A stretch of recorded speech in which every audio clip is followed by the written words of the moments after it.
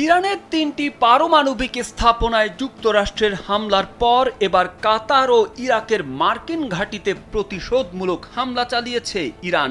তবে শুধু কাতার ও ইরাকের মার্কিন ঘাঁটিতে হামলা করেই থেমে থাকতে নাও পারে তেহরান। পুরো মধ্যপ্রাচ্যের সামরিক ঘাঁটিগুলোকে লক্ষ্য করে হামলার হুমকি দিয়েছে ইরান। ইরানের সশস্ত্র বাহিনীর নতুন প্রধান আব্দুল রহিম মুসাবি এক বিবৃতিতে বলেন, যুক্তরাষ্ট্রের জানা উচিত ইসরায়েলকে শাস্তি দেওয়ার পাশাপাশি ইরানের যোদ্ধারা এখন মার্কিন স্বার্থ ও সেনাবাহিনীর বিরুদ্ধেও যে কোনো পদক্ষেপ নিতে প্রস্তুত।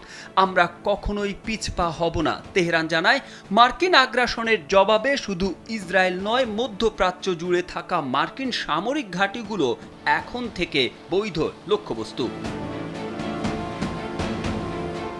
সোমবার কাতারের রাজধানী দোহায় অবস্থিত মার্কিন ঘাঁটিতে হামলা করে ইরান। এছাড়াও দেশটিতে ভয়াবহ বিস্ফোরণের শব্দ শোনা গেছে বলে রয়টার্সকে জানিয়েছেন একজন প্রত্যক্ষদর্শী। একই সময় ইরাকে অবস্থিত মার্কিন ঘাঁটিতেও হামলা হয়েছে বলে জানা গেছে।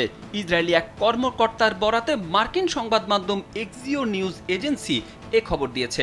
খবরে বলা হয়েছে, কাতারস্থ আমেরিকার আল উদাইদ বিমান ঘাঁটি লক্ষ্য করে প্রতিশোধমূলক ক্ষেপণাস্ত্র হামলা চালানো হয়েছে।